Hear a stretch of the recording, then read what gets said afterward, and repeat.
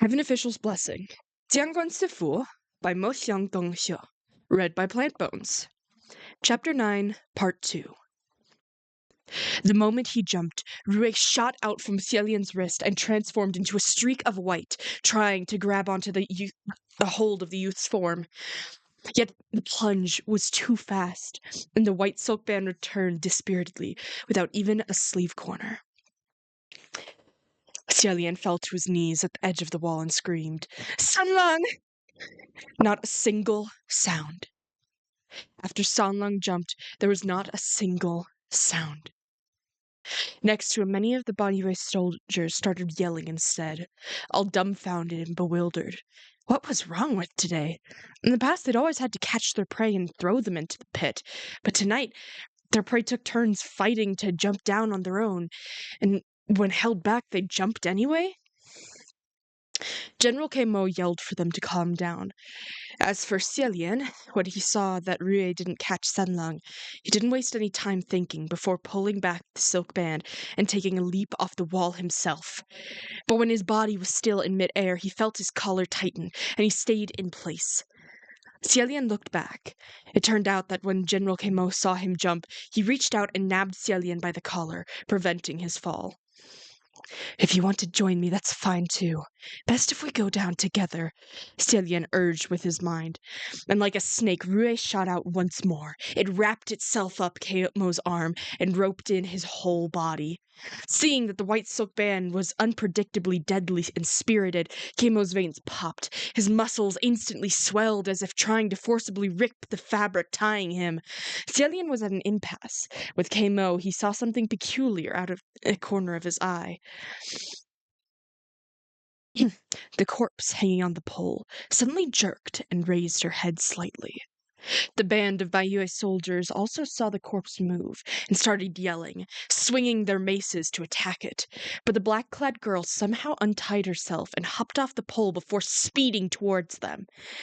She was like a black wind blowing through the eaves, fast and wicked. The soldiers couldn't maintain their balance and were quickly swept into the sinner's pit one by one, screaming. Outraged, Kamo yelled extreme vulgarities at her, many of which were street slang that Xielian couldn't understand well. But he did understand the first words. "It's that bitch again!" The swearing ceased in the next moment because Xielian suddenly yanked Kamo over to fall into the sinner's pit with him, into the inescapable sinner's pit. While falling, Kamo roared with such fury it almost killed Xielian's eardrums. He had to recall Rui and give Kamo a kick while he was at it, to get the general farther away from him, just to protect his ears. Soon after, he urged Rui to fly upward and try to grab a hold of anything that could prevent him from falling deeper or slow him enough that when he hit the ground it wouldn't be too painful. However, the sinner's pit was formidably built and had an equally powerful array at work. So not only couldn't Rui reach Ire, but it also couldn't find anything to hold on to. Xielian thought he was going to crash and flatten like a pancake, as he had many times before. But suddenly in the darkness, there was a flash of silver. The next moment, a pair of hands caught him lightly. Whoever it was caught him perfectly, as if they were waiting there at the bottom just to catch him. With a hand across his back and a grasp to his shoulders, another under his knees to support his weight, they easily dissolved the devastating force of the fall. Xielian had just fallen from such a high place, and with such a forceful stop that he was somewhat dizzy and confused. He subconsciously reached out and tightly held onto the person's shoulders. "Sanlang?" he called out. It was dark all around, and nothing could be seen, including the person holding him. But still he blurted out that name. The person didn't respond, so Xielian felt around their shoulders and chest, hoping to confirm. "Sanlang, is that you?" Maybe it was because the stench of blood here at the bottom of the pit was heavy and disorienting. Who knew what was going through Cillian's head? But his hands continued to roam upward until he reached a strong, hard Adam's apple. He snapped out of it in shock and immediately reprimanded himself, withdrawing his hands. It's Sunlung, right? Are you all right? Are you hurt?" It took a moment before he heard the youth respond in a deep, low voice from somewhere very close to him. I'm fine. For some reason, Xialian thought his voice was curiously different from before. Sunlong, are you all right? Put me down, Xialian said. No, Sunlong replied. Xialian was taken aback by the response. What was going on? Was there something on the ground? That pair of arms was still holding him tightly, without any intention of letting him go. Xialian raised his hand and was about to gently push himself away. However, just as he landed his hand on Sanlang's chest, he abruptly remembered how he was caught from the fall. His hands had roamed and felt up that hard protrusion of the youth's neck. He quietly withdrew his hand again. Xialian didn't know what was up. It had been hundreds of years since the last time Xialian cared about being awkward, but now there was a voice in his head telling him that he better stay still and proper to behave himself. Just then there was an enraged, sorrowful wail and a sharp voice from the other end of the pit that roared, "What happened to you?" Those words were shouted in that Banyue language, and from the voice it was General Kemo that Xialian had dragged down with him. Since he was already dead, the fall wouldn't have killed him.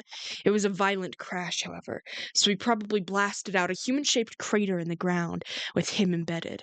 And once he climbed out, he started yelling, "What's going on? My brothers! What happened to you?" When he roared into the pit earlier from the top of the wall, there were hundreds of thousands of voices that answered this call, as if the pit was filled to the brim with angry, menacing ghosts. But right then and there, other than Kemo's cries, Xialian could only hear dead silence. There wasn't even a sound of any breathing, or that of a heartbeat, from Sanlang right next to him. Xialian's breath hitched, suddenly realizing what was amiss. That's right, even though Xialian was pressed up against Sanlang, he couldn't detect the sounds of his beating heart or his breath.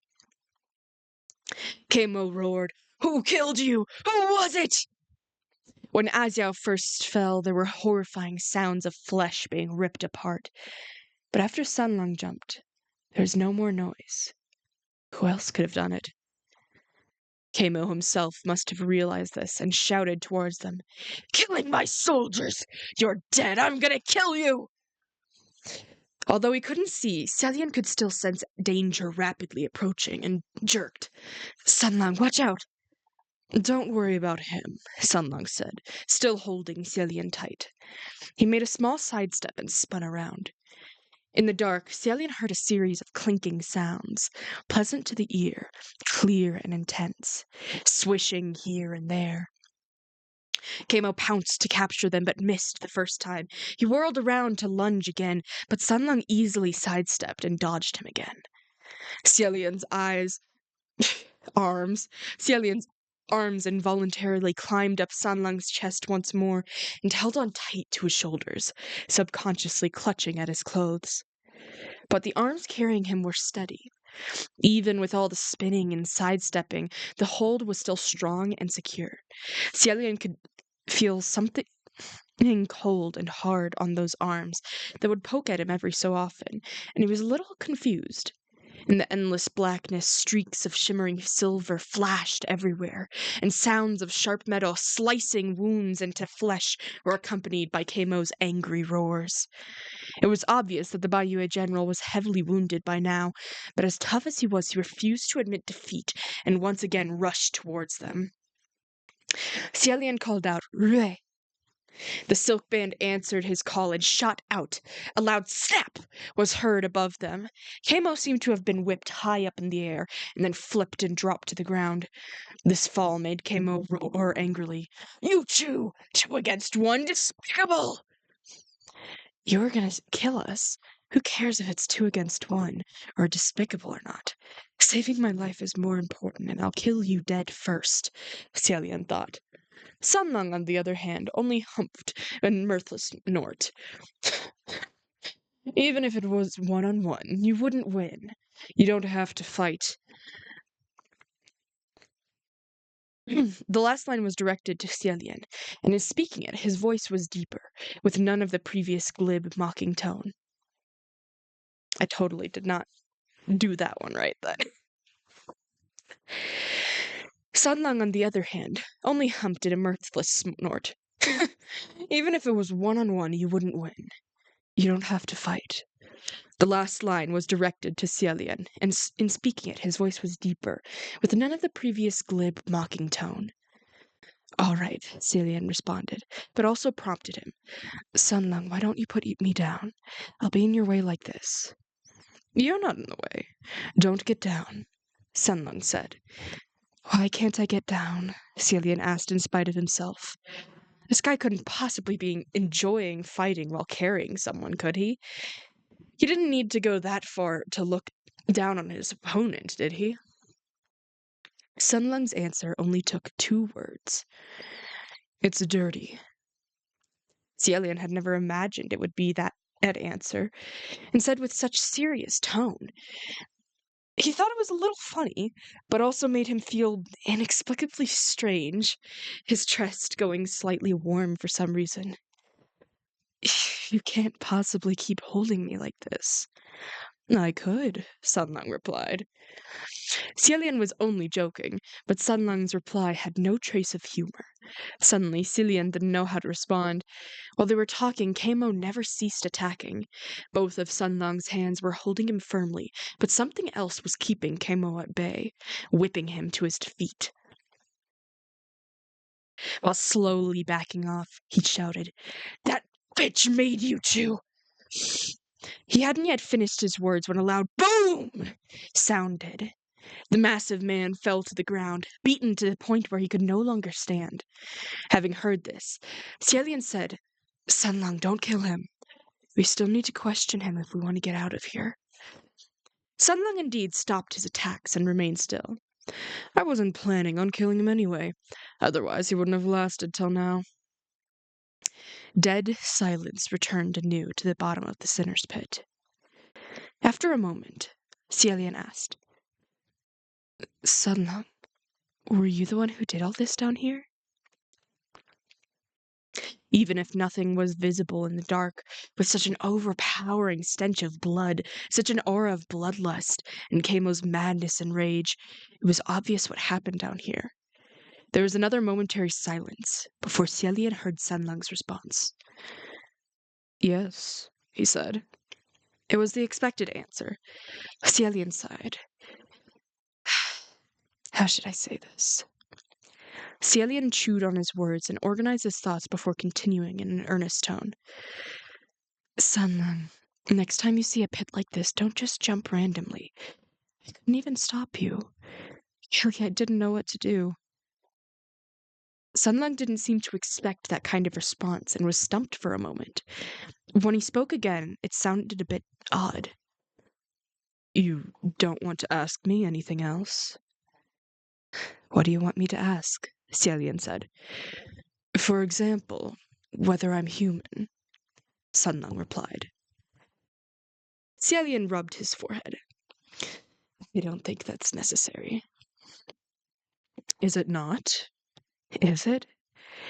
It's not important whether you're human or not, Xielian said. Oh? Xielian crossed his own arms while being held in Sunlung's and replied, Forming a friendship should depend on how well 2 people hit it off, and how well their personalities match, not their identities. If I like you, you could be a beggar, and I'd still like you. If I dislike you, you could be the emperor, and I'd still dislike you. Shouldn't it be like that? It's simple logic, so whether you're human or not is irrelevant. Sunlung laughed out loud. Yeah, you're right. Right? Xielian said, laughing along too. But the more he laughed, the more he felt something was off, and it came to him suddenly. He was still letting Sunlung carry him! And the scary thing was he had gotten used to being in the position without realizing it. Oh, this was going to be the death of him. Xielian cleared his throat and quietly said, Sunlung, we can talk about that later. Why don't you put me down first? Sunlung seemed to have flashed a smile and said, Hold on. He carried Xielian and walked on a bit before gently setting him down. When Xielian was back on his own 2 feet, he could feel hard, flat ground. Thanks. Sunlung made no gesture in response, and after thanking him, Xialian gazed upward. In the deep blue sky, there hung a brilliant crescent moon, exceptionally beautiful. It was just that it was framed by a squared-off sky that made him feel like a frog stargazing in a well. Xialian tried urging Rue to reach for the top again, but as expected, it only leapt up halfway before it stopped by something invisible and rebounded, unable to go higher. There's a ray around the sinner's pit, Sunlung said. I know, I just wanted to give it a try, Xialian said. I can't give up until I've tried, you know? I wonder how the others are doing up there. Will the girl in black also sweep them down? He recounted to Sunlung how the girl who was hanging on the pole suddenly escaped and swept all the soldiers down into the pit. While talking, he stepped on something on the ground. It appeared to be an arm, and Xialian almost tripped.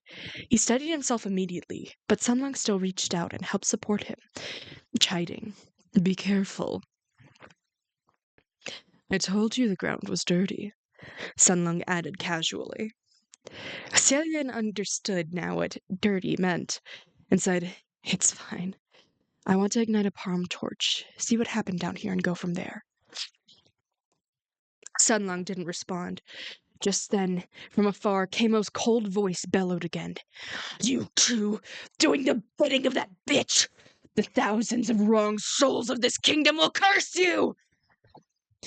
Xialian turned towards Kamo and asked using the Banyue tongue, General Kamo, who is that person you speak of? Kamo replied hatefully, Why pretend to ask? That evil cultivator! Is it the female cultivator who roams the city streets? Kamo spat angrily on the ground, and Xialian took that as a yes.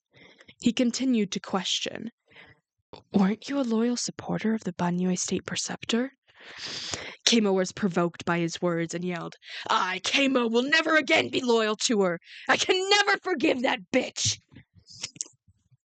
A long string of curses followed. Kamo was hysterical and spoke rapidly, so fast Xialian blanked out at the end, unable to follow. He quietly whispered, Sunlung, Sunlung. And so Sunlung translated. He's cursing. He says that woman betrayed his country. Open the city gates and let the Yong'an army in to slaughter. She's got the blood of her people on her hands, and of his brothers who she pushed into this pit. He will hang her dead 1,000 times, 10,000 times. Wait, hold on. Xialian quickly exclaimed. How could this be? There were two things that didn't match. First, the woman cultivator roaming in the streets that Xialian spoke of earlier was supposed to be the lady in white, but now Kamo was calling the Banyue State Preceptor bitch and saying she pushed his brothers into the sinner's pit. Earlier, when that black-clad girl swept the soldiers into the pit, Kamo swore and cursed her with the same profanity. Plus the last bit, hang her dead 1,000 times. Xialian suddenly realized that they didn't seem to be talking about the same person. Secondly, it was the Banyue State Preceptor who betrayed the kingdom of Banyue? Xialian interrupted Kamo. General, the Banyue State Preceptor you speak of, was it the girl in black hanging from the pole of the sinner's pit? Who else could it be if not her? Kamo shouted. The scrawny, corpse-like girl in black was the real preceptor of Banyue. But if that was the case, who were the lady cultivator and her black-clad companion who strolled through the streets looking to kill them? The girl in black had immeasurably strange powers and could easily sweep dozens of fierce, powerful Banyue soldiers off the wall. So how was she hanged above the sinner's pit? The story was getting more and more bizarre, more and more convoluted the more Xialian listened. General, I want to ask. No more questions, Kamo interrupted. You killed my soldiers. What else could you want to know?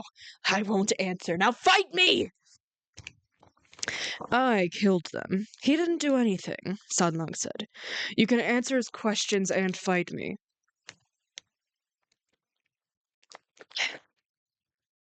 Well, That was irrefutable logic, Kamo yelled angrily. You're both her helpers. There's no difference. Xialian immediately said, General Kamo, I think you've misunderstood. The only reason we've come to the Gobi is to get rid of the state preceptor of Baiyue.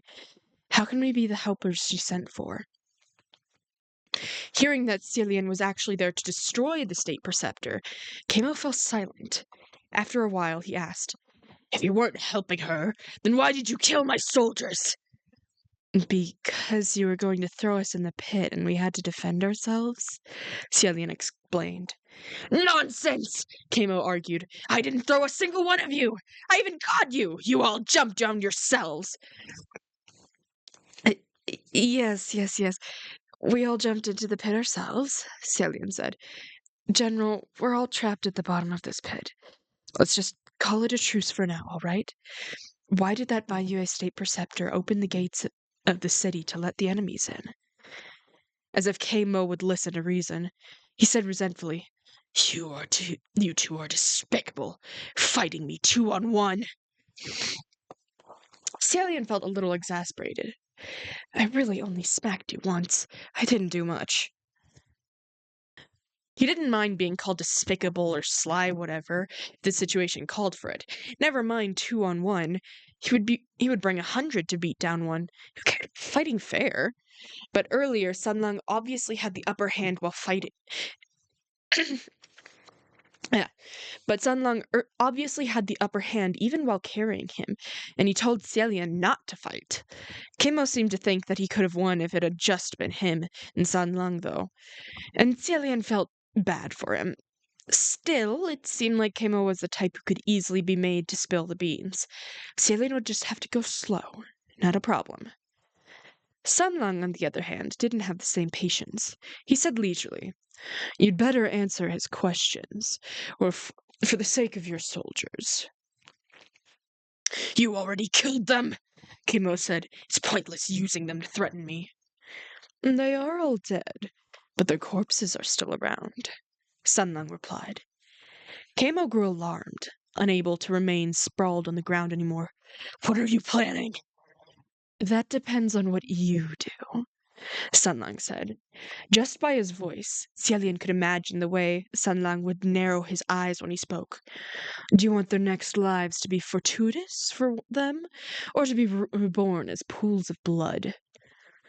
Kamo stopped, but soon understood what Sunlong meant. The people of Baiyue took death and funerals very seriously. They believed that however the deceased looked at the time of their death, that was how they would be reborn. For instance, if the deceased was missing an arm, they would be reborn disabled. If the corpses in the pit were destroyed, what would their rebirths look like? General Kamo was a purebred man of Baiyue and couldn't help but be afraid. As expected, on the other side of the dark pit, Kamo gritted his teeth, soundly in rage. But after a while, he relented helplessly. Don't touch their bodies! They were good soldiers, brave soldiers! It was already a tragedy that they were trapped in this pit for so many years. I don't know if being killed by you is a blessing or not, but I will not have their corpses humiliated further. He paused, and asked again, Are you really here to kill Baiyue? Xialian replied warmly, That's no lie. The more we know, the better chance we have of winning. Very little is known about the state preceptor of Baiyue in the outside world, so we have no idea how to fight her, even if we want to. But you have worked under her before in the past, so perhaps you can enlighten us? Maybe it was because they shared the same enemy, the state preceptor of Baiyue. That sort of bond was developed. Or perhaps in this inescapable abyss, atop the dead bodies of his soldiers, Kamo became disheartened. Whatever the case, Kamo seemed to have lost the will to attack them. You don't know why she opened the gates and let in those Yong'an. It's because she wanted revenge against us. She hates the kingdom of Baiyue. What do you mean she hates the kingdom of Baiyue? Isn't the Baiyue state preceptor a person of Baiyue? Xialian asked. Yes, but not entirely, Kamo replied. She's of mixed blood, and the other half is from Yong'an. Ah. As it turned out, the Banyue state preceptor was born of a Banyue woman and a Yong'an man, living on the border where the people of the two nations shared a mutual hatred of each other. Things were difficult for an interracial couple. After a few years, the Yong'an man had finally had enough and moved away from the border, back to the affluent and peaceful Yong'an. Although it was an amicable divorce, the Banyue woman soon passed away from heartache. They left behind a child, 6 or 7 years of age, without any guardian. The child grew up missing meals. The couple had received cold shoulders everywhere when they were around, and now their daughter also received contempt wherever she went. The people of Banyue were tall and brawny and saw a beauty in strength and liveliness. But this girl was born of mixed blood and appeared small and scrawny among the Banyue children. She grew up bullied and became more and more sullen. The Banyue children wouldn't play with her, though there were some Yong'an children who did pay attention to her. When this little mixed blood girl was about 10, a riot broke out at the border, and the two armies fought.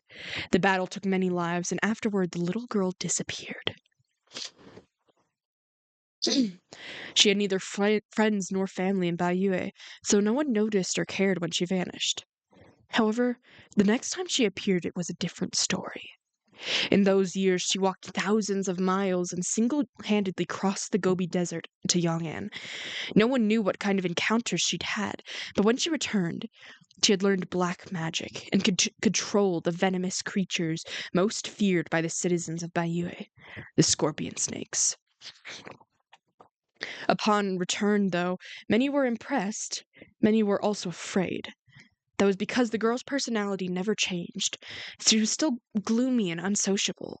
There were also many who bullied her in the past, so if she were to enter the palace and become a high-ranking official, wouldn't she one day seek revenge against them and cause trouble?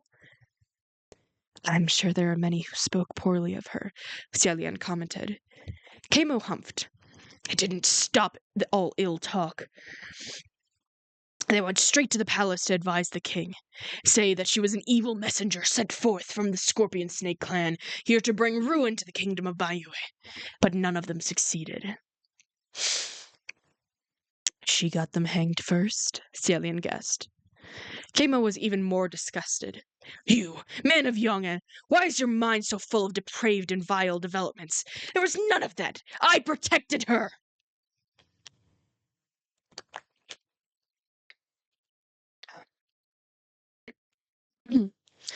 Xialian was exasperated. I already said I'm not from Yong'an. Oh, right, whatever. At the time, Kamo was already a distinguished, fierce warrior. There was an incident where he took his troops out to exterminate the nest of a band of desert bandits and brought the girl who had become the palace sorceress along. That group of bandits was strong, and they had built their lair below the sand. In that battle, both sides suffered casualties, and while Kamo stole the victory, the battle caused their lair below sand to collapse. Between that and the coming of windstorms, they couldn't stay. Kamo retreated with some soldiers, but the other group, which included the sorceress, didn't manage to escape. Once they had retreated to a safe point and waited out the sandstorm, Kamo returned anew, hoping to dig out the soldiers and bury them properly. Yet who knew that when he got there, he found that the sorceress had, by her power alone, dug out a sizable hole and managed to drag all the surviving wounded soldiers into the hideaway from the winds. All the bodies of the dead were dug up too, and laid out in neat order. She had done this by herself, and when they got there, the sorceress's body was stained with blood. But she still guarded the entrance to that hole silently, hugging her knees and waiting for them like a lone little wolf. After that incident, I thought she was a good woman who acted on principle. I believed that she'd never had any intention of harming the kingdom of Banyue, so I became her guarantor with all my might and fought back against those malicious voices. In addition, Kamo himself had been bullied growing up and could understand her strife, so naturally he paid more attention to her. The more attention he paid, the more he realized just how powerful this girl was. Thus, he endorsed her all the way, helping her to reach the position of state preceptor, while he became one of the later recorded as the most loyal supporter of the state preceptor of Baiyue. This lasted until war broke out, and the kingdom of Yong'an sent armies to annihilate the kingdom of Baiyue. With the two armies' conflict at a lengthy standstill, she conducted a grand ceremony to pray to the heavens, saying it was to bring blessings upon us Baiyue soldiers. Keimo said. Thus the soldiers' will to kill was whipped up, their battle spirits inflamed, and they defended the city gates to the death. There were arrows, giant boulders, boiling oil, swords, and blades. The slaughter was endless and massive. Yet unexpectedly, just as the fight was at its peak, the state preceptor suddenly opened the city gates. With the gates open wide, millions of enemy troops swarmed into the city like mad. As the iron cavalry trampled past, the entire walled city instantly became a ritual of blood. Keimo, who was fighting hard against their enemies, went mad with rage when he heard that the state preceptor had opened the gates. But no matter how tough he was, one could not win against so many. Keimo gritted his teeth. I only learned right then that she had long been colluding with the enemy general and agreed to let their troops in at that moment. But even if I was destined to die in battle, before I died I was going to kill that traitor no matter what. So I sent a troop of soldiers to charge up the city tower, and we dragged her down and hung her dead over the sinner's pit, hung on that pole. After the enemy troops passed, the kingdom of Baiyue became a dead realm. The state preceptor and the general who died in the battle also became trapped within the ruins, both keeping watch over the other in the mutual grudge and hate. So, Xiaolian said, General Keimo, you led the Baiyue soldiers under you to search for that shadow, the state preceptor, everywhere. And every time you capture her, you hang her dead over the sinner's pit. It won't be enough even if you hang her dead 1,000 times, 1,000,000 times, Keimo exclaimed, because she's been apprehending all my soldiers who turned wrath and throwing them in a sinner's pit. She set up a powerful array around the pit that only she herself can break. Once you fall, you can never climb back up. And those of us who have been betrayed by her, those soldiers who died wrongfully in battle, hold a deep resentment that only devouring the flesh and blood of those from Yong'an can appease, and thus allow us to slowly pass from this earth with our hatred released. Otherwise, they can only howl into the long nights with absolution. Is that why you keep capturing people to feed them? Xiaolian asked. What else can we do? Keimo replied. Listen to them wail down below and do nothing? The people you threw down, did you catch them yourselves, or... We can't stray too far from the kingdom of Baiyue, but thankfully her snakes like to haunt the area, and often crawl out to the ruins and bite people, and caravans who suffer bites come to the city to look for the Shan fern. That mud in the palace, was it you who buried him? That's right. The man buried in the earth was originally planning on stealing the riches of the palace, but all the treasures of our kingdom had been cleared by those Yong'an men 200 years ago. Why did you bury him instead of throwing him down here directly? Xiaolian asked. There's got to be fertilizer to grow the ferns, you know, Keimo replied. Otherwise, we wouldn't be able to hold the scorpion snakes back.